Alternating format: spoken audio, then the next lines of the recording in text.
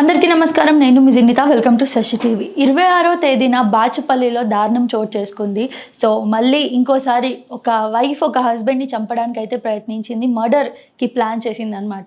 So వాళ్ళిద్దరి మధ్య కొన్ని డేస్ నుంచి మనస్పార్థాలు ఉన్నాయని చెప్పేసి అయితే మనకి కొన్ని మీడియా ఛానల్స్లో అయితే చెప్పడం జరుగుతుంది. సో ఏమైంది అని అంటే, రామ్ దాస్ అనే వ్యక్తి, వాళ్ళ వైఫ్ పేరు జ్యోతి అనమాట. వాళ్ళు 2009లో అయితే మ్యారేజ్ చేసుకున్నారు. చేసుకున్న తర్వాత వాళ్ళిద్దరికి ఒక 3 years నుంచి సరిగ్గా పట్టం లేదు, గొడవలు అవుతున్నాయి కంటిన్యూస్గా.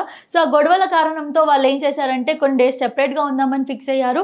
సెపరేట్గా ఉన్న తర్వాత కూడా ఇంకా గొడవలు పెరిగిపోయాయి. సో ఇంకా అవ్వదు ఇలా అని చెప్పేసి, ఎవరైనా సంసారం బాగుపడాలని చూస్తారు కదా. సో ఆ క్రమంలో ఏం చేశారంటే, పెద్దలందరూ వచ్చి, వాళ్ళ ఇంటి సైడ్ వాళ్ళు వీళ్ళింటి సైడ్ వాళ్ళు వచ్చి, సర్లే ఒకసారి వీళ్ళిద్దరిని కలుపుదాము, వీళ్ళిద్దరు కలిసి ఉండేలా ప్రయత్నిద్దామని చెప్పి పెద్దలందరూ వచ్చి మాట్లాడి వీళ్ళిద్దరు కాన్వర్జేషన్ అంతా కూడా వినేసి నచ్చజెప్పేసి వీళ్ళిద్దరిని కలిపి ఉంచడానికి అయితే ట్రై చేశారు. చేసిన తర్వాత కూడా ఇంకా 3 years నుంచి కలిసి లేని ఇద్దరు ఇప్పుడు కలిసి ఉండాలని ఎలా అనుకున్నారు? ప్రజెంట్ జనరేషన్ ఎలా ఉందో మనందరం చూడట్లేదా? సోషల్ మీడియాలో ఇన్ని వార్తలు వస్తున్నాయి, అయినా కూడా అంత గుడ్డిగా నమ్మి ఎలా వదిలేస్తాం మనం? ఈమె ఏం చేసింది, ఒక నలుగురిని పెట్టి మరి వాళ్ళ హస్బెండ్ని చంపించాలని అయితే పెద్ద ప్లాన్ వేసుకుందనమాట. 26th రోజు ఫోన్ చేసి తను వర్క్ చేసే దగ్గరికి రమ్మని చెప్పింది. సో ఎక్కడైతే తిను షాప్ దగ్గర పని చేస్తాడో అక్కడ తనకు ఫోన్ లేకపోవడం వల్ల, రామ్ దాస్ అనే వ్యక్తికి ఫోన్ లేకపోవడం వల్ల వేరే పక్కనున్న వాళ్ళకైతే తను కాల్ చేసింది. కాల్ చేసి రమ్మని చెప్పింది. రమ్మని చెప్పిన తర్వాత తిను వెళ్ళేసరికి రోడ్డు పైననే 4 అబ్బాయిలు బియర్ బాటిల్స్తో కొట్టి తలంతా పగల కొట్టేశారు. సో మర్డర్కి ప్లాన్ చేసుకున్నారనమాట. సో తనని చంపేద్దాం అనుకున్నారు. తనకి ఫుల్ బ్లీడింగ్ అయిపోయి తలంతా పగిలిపోయి రక్తం కారుతూ తను కింద పడిపోవడం జరిగింది. కింద పడిపోయాడు అనుకుని చెప్పేసి అక్కడే రోడ్డు పైన వదిలేసైతే ఆ నలుగురు వెళ్ళిపోయారు. వెళ్ళిపోయిన తర్వాత అర్ధరాత్రి ఎర్లీ మార్నింగ్ ఇతను రామ్ దాస్ అనే వ్యక్తి అయితే వెళ్ళి బాచ్పల్లిలో అయితే కారుతున్న బ్లడ్తో బాచ్పల్లిలో వెళ్ళేసి కేసు అయితే పెట్టడం జరిగింది వాళ్ళ భార్య పైన.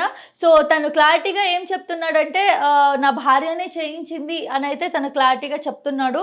సో ఇప్పుడు ఇష్యూస్ చూస్తూనే ఉన్నాం, లవర్ అనో ఇంకేదనో. సో మళ్ళీ అగైన్ ఇంకొక న్యూస్ అలాగే వచ్చింది. సో ఏంటనంటే, సేమ్ అండర్స్టాండింగ్ ప్రాబ్లం, గొడవలు అవుతున్నాయి. సో నిజంగా ఇద్దరు వద్దు అనుకొని డిసైడ్ అయినప్పుడు వాళ్ళు విడిపోవడమే బెటర్. ఇలా ప్రాణాలు పోయే కంటే వాళ్ళు విడిపోవడమే బెటర్ కదా.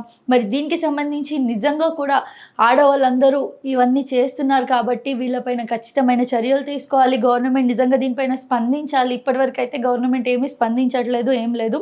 సో వాళ్ళకి జైలు శిక్ష, ఉరి శిక్ష వేయాలి, లేదా ఏదో ఒక రకంగా అయితే చేయాలి. ఇప్పుడు అబ్బాయి అతను రామ్ దాస్ అనే వ్యక్తి బతికాడు, కానీ తనకి సేఫ్టీ ఎక్కడుంది?